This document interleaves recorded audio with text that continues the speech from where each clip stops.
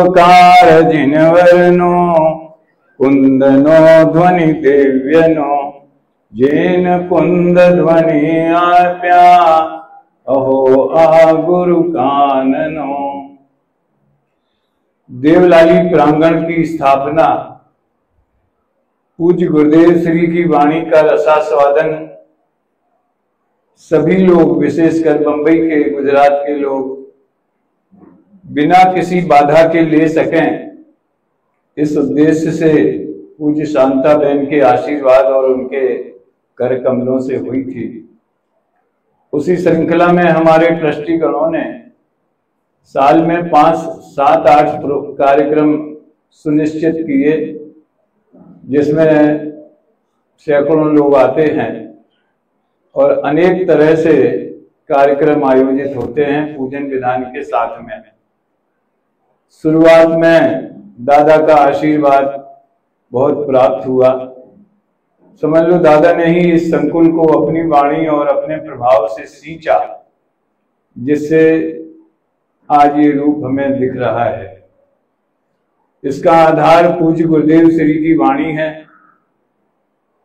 और उनका जन्म जयंती महोत्सव 5 दिन का आयोजित हुए पूजन विधान शिविर के साथ में ये परंपरा देवलाली की ही अनूठी है। दूसरी जगह तो 1 दिन का कार्यक्रम कहीं हो जाता है, शायद दिल्ली में 5 दिन का भी होता है। उपकार दिवस के नाम से वो लोग कार्यक्रम आयोजित करते हैं और वैशाख सुदी दोज का भी कोई आग्रह नहीं रहता है, जहां जैसा सेटिंग हो गए उसमें कोई बड़ी बात नहीं है। गुरुवाणी मंथन शिविरों का आयोजन इसलिए किया गया कि कल मैंने नवनीत भाई को याद किया था। उनकी कृपा से ही आज हमें 9000 प्रवचन YouTube पर सीडी में वीतराग वाणी में उपलब्ध है। उन्होंने जो सुरक्षा की गुरुदेव की वाणी की, उसका सारे देश में प्रचार प्रसार हो और लोगों को उसका रस होवे, सुनने में उत्साह आवे। जैसा अपने यहाँ देखने में आता है वैसा दूसरी जगह देखने में नहीं आता है। तो इसके लिए कुन कान पारमार्थिक ट्रस्ट जो है निमित भाई, अनंत भाई वाला, उनने बहुत प्रयास किए, क्या क्या किए उसे दोहराने की जरूरत नहीं है। और कई बार पर्सनल भी अनंत भाई ने चर्चा की, हमने लोगों को सीढ़ियां दी, कंप्यूटर दिए, फिर भी लोगों को सुनने का रस क्यों नहीं आता है। तो ये विचार सामने आया कि गुरुदेव की वाणी को सुनने का क्या उपाय होना चाहिए, क्या उसका तरीका होना चाहिए।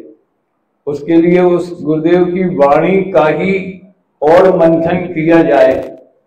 सुनने में शुरू हमारे बड़े विद्वानों को तो हंसी आई, उन्होंने थोड़ा कटाक्ष भी किया कि गुरुदेव के तो प्रवचन खुद ही इतने सरल और मनमोहक हैं, अब उस पर वक्ता क्या प्रवचन करेगा। तो उन्हें वो अरुचिकर लगा, लेकिन उसकी परवाह किए बिना ये कार्यक्रम आगे बढ़ा और गुरुदेव की सीढ़ी चले। उसके बाद में जो उसके विशेषज्ञ विद्वान हैं वो उसमें क्या खास बातें आई हैं उस पर चर्चा करें। यहाँ देवलाली के श्रोताओं को तो पता है कि जो गुरुदेव की सीढ़ी सुबह चलती है, उसके बाद जो भी व्याख्याता बैठे, चाहे मैं या हेमचंद जी साहब, प्रायः वे गुरुदेव की वाणी की समीक्षा करते ही हैं कि आज ये खास बात आई। भले वो बात आपको समझ में आ गई हो, लेकिन 1 घंटे में कितना याद रखें। तो जो याद रखने योग्य विशेष बिंदु हैं वो रिपीट हो जाते हैं, तो थोड़ा वो स्मृति कोश में सुरक्षित भी हो जाते हैं। और ऐसे अनेक रहस्य हैं, जैसे कि आज के व्याख्यान पर अगर मैं समीक्षा करूं तो कम से कम आधा घंटा, पौन घंटा लगेगा। इतने सारे रहस्य गुरुदेव की वाणी में आए हैं। तो काफी दिनों से जगह जगह गुरुवाणी मंथन, लोगों को नाम भी पूरा नहीं आता है। गुरु मंथन वाणी नहीं, गुरु वाणी का मंथन। मंथन माने जैसे दही को मथ करके मक्खन निकालते हैं, फिर उसमें से घी निकालते हैं। समझ में आया ना? तो कम से कम नाम तो सही होवे। सूर्यकांत को रविकांत बोलो या कोई दूसरा सूरज कांत बोलो, सूरज प्रसाद बोलो, नाम कभी सही रहना चाहिए। खैर जो भी हो, हमारी बहुत भावना थी कि जब हम 5 दिन का कार्यक्रम गुरुदेव श्री की जयंती पर रखते हैं और हमारे यहाँ गुरुवाणी का मंथन शिविर के रूप में ना हो, तो ये थोड़ा सूना सूना लगता था। मंथन तो रोजाना होता ही है, वो तो रोज के दाल भात साग जैसा है, पर जब शिविर हो तो पूरण पूरी होना चाहिए, आम रस होना चाहिए बिनू भाई। तो ये शिविर के माध्यम से स्पेशल कार्यक्रम हो गए, ऐसा विचार बहुत दिनों से था और हमारे साथियों को, साथी ट्रस्टियों को भी जचा। उन्होंने इस प्रस्ताव का मंथन किया कि गुरुवाणी मंथन अपने यहाँ लगे कि नहीं लगे, लगे तो कब लगे, कैसा उसका स्वरूप होवे। क्योंकि जो प्रचलित धारा है शिविर और व्याख्यान माला, उससे हट करके वो गुरुदेव की वाणी पर केंद्रित होवे। सीढ़ी तो अपन दोपहर में भी चलाते, शाम को भी चलाते, रोजाना के उसमें जब भी होती है। तो आज का ये जो रूप है, बहुत सारे मंथन के फल स्वरूप ये शिविर आयोजित हो रहा है। इसकी सबसे बड़ी विशेषता ये है कि हमारे जो उदीयमान विद्वान हैं, भले वो पहले विद्यार्थी, 1 साल पहले विद्यार्थी रहे हों, आज भी अगर वो आचार्य की परीक्षा में बैठेंगे तो विद्यार्थी ही होंगे, आचार्य का कोर्स करेंगे। हमारे शांति जी ने जयपुर की जो स्पेशल क्रीम थी, ये तो मेरा उनसे कोई विमर्श हुआ नहीं, लेकिन हमसे कहते तो हम जो स्पेशलिस्ट हैं उनको बुलाते थे।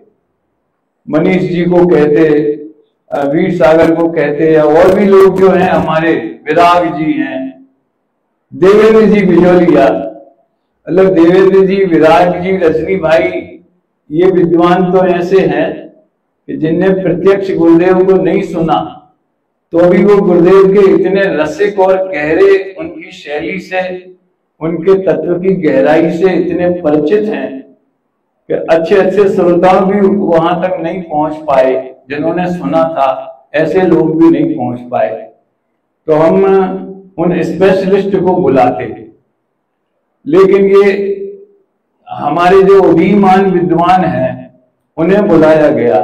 इसके 2 फायदे हैं। एक तो ये कि ये जयपुर में जो विद्यार्थियों को हम ट्रेनिंग दे रहे हैं, हमारी टीम, हम अपनी ही कहें ना, भले हम देवलाली रहते हो लेकिन व्यापक भाव तो सब जगह है ना आखिर।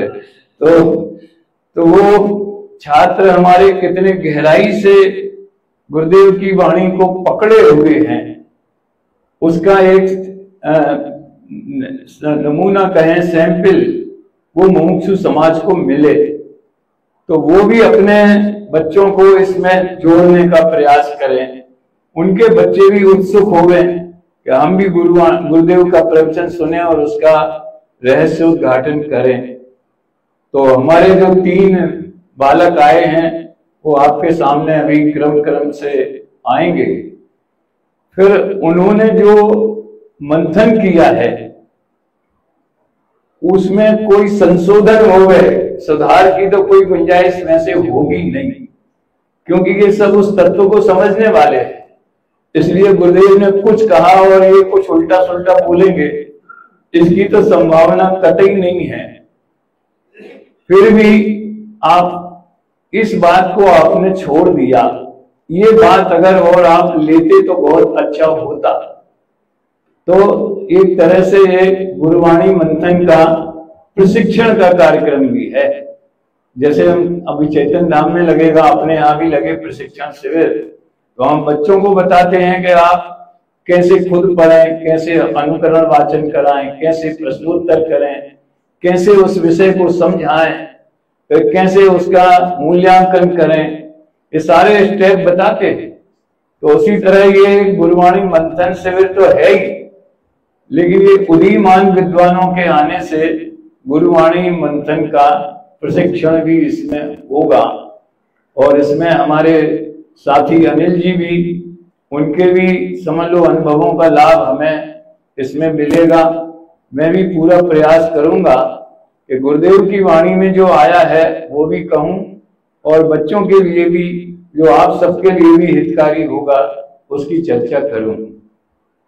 प्राय जब जयपुर में बच्चे गुरुदेव की वाणी के ऊपर बोलते हैं और बाद में शिविर में मेरा प्रवचन होता है, तो मैं सबके लिए एक बात कहता हूं। कभी कभी तो हम गुरुदेव की वाणी के मुख्य बिंदु बताएंगे, तो वो मुख्य बातें कौन सी हैं वो रिपीट कर देते हैं। कभी जो है सारांश बताने के लिए उनको बुलाया जाता है कि आप पूरे प्रवचन का सार सुना दे रहे हैं। सार सुनाना बहुत बड़ी बात नहीं है, जो रेगुलर सुनते हैं वो गुरुदेव की वाणी में क्या आया, तो आप 1 घंटे के व्याख्यान को 10 मिनट में बोल सकते हैं, और मुख्य बिंदु बताना भी कोई बड़ी बात नहीं है। मैं उसकी समीक्षा करना चाहता हूं। समीक्षा माने एक उदाहरण के तौर पर, जैसे बिल्कुल लास्ट में दूसरे छंद का व्याख्यान हुआ था, और उसमें निमित्त रूप से द्रव्य क्षेत्र काल भाव कैसे होते हैं, और उपादान रूप से द्रव्य क्षेत्र काल भाव कैसे होते हैं, इस पर गुरुदेव ने प्रकाश डाला। और उन्होंने उपादान के द्रव्य क्षेत्र काल भाव में पर्याय की योग्यता, पर्याय का पुरुषार्थ, भाव भी उस मुख्यतः भाव की करी, और द्रव्य क्षेत्र काल को भी साथ में लिया। शीतल प्रसाद जी ने बहिरंग द्रव्य क्षेत्र काल भाव और अंतरंग द्रव्य क्षेत्र काल भाव, वो काय के लिए थे, किस बात के, सर्वज्ञ परमात्मा को पूर्ण वीतरागता शुद्धता प्रकट हुई है। जैसे सोने को तपाने से सोना शुद्ध हो जाता है, ये उस उदाहरण से सर्वज्ञ वीतरागता को समझाया है। इसी तरह कम से कम 20 पॉइंट आज मैंने नोट किए हैं 45 मिनट के प्रवचन में, कि उसमें कैसे हम उन चीजों को उभारें, और उस पर गुरुदेव ने क्या कहा, क्यों कहा, जो उसमें नहीं था ग्रंथ की टीका में, उसके अलावा गुरुदेव ने क्या रहस्य खोला, इसको कहते हैं समीक्षा। तो आप लोग कोशिश करें, सभी लोग भले यहां नहीं आ रहे हैं, लेकिन आप कोशिश करें कि उनके जो आगम के रहस्य, जैसे कि पर्याय का संयोग और पर्याय का वियोग, ये विशेष बात आई, तो उस पर हमें ध्यान देना चाहिए। एक और कल बड़ी खुशी हुई कि तीनों बच्चे हमारे पास आए, घंटे 1.5 घंटे बैठे, उनके भाव जान करके, उनके यहाँ आने का जो उनको एक क्या बोलते एक्साइटमेंट कि भाई देवलाली जैसी क्रीम जगह पे हमको भेजा गया है, तो कैसा होना चाहिए। तो एक तरीका ये भी है कि एक व्यक्ति जो प्रमुख तत्व की बातें आई हैं उसकी समीक्षा करे। कोई आज गुरुदेव ने संस्मरण विशेष अगर हो गए तो उनका उल्लेख करे। कोई उनकी शैली में कोई बहुत ज्यादा पॉइंट होते नहीं है, जैसे गुरुदेव ने दूसरे छंद का जो दोहा है उसको गाया और बड़ी तरंग में आके और बड़े राग पूर्वक गाया, तो ये सब आकर्षण की चीजें हैं। तो आप जितने भी उसमें सेक्शन बना सकते हैं, जितने भी सॉर्टिंग कर सकते हैं, ये शैलीगत विशेषता थी, ये तत्व के रहस्य वाली विशेषता थी, ये उदाहरण विशेष उन्होंने दिया। इस तरह से ये तो शुरुआत है अभी यहाँ प्रशिक्षण वाली, हम इसको आगे भी बढ़ाना चाहते हैं। तो हम तो सोचते हैं, जैसे मान लीजिए हमारे 8 दिन के प्रोग्राम होते हैं, तो हम जो बिल्कुल जयपुर से सलाह करके कि जिसको जो भविष्य में इसी लाइन में रहने वाला है, जो कलेक्टर नहीं बनने वाला है, जो IAS IPS नहीं बनने वाला है, जो इसी लाइन में रहने वाला है। और आज कई संस्थाएं ऐसी हैं जो विद्वानों को, एक योजना तो मेरे दिमाग में भी है एक विद्वान हम ऐसा बढ़िया रखें जो हर विद्यालयों में जाके नए चक्र और क्रमबद्ध पर्याय और भी कठिन विषय हो, परीक्षा हो, उनको पढ़ावे। तो ऐसे केवल इसी काम के लिए विद्वान रखें। हर साल जो हर विद्यालय में महीने 1.5 महीना रहे ऐसा। खैर जो भी हो, ये बड़ा मंगलमय प्रसंग है। मैं बहुत प्रसन्न हूं इस बात से कि हमारे उदीयमान छात्र इसमें प्रयास करेंगे। और उदीयमान क्यों, जो वर्तमान है जो देवलाली में सुशोभित होते हैं, ऐसे लोगों को भी रुचि इसमें बढ़ेगी। मुझे तो ऑन ड्यूटी बैठना पड़ेगा।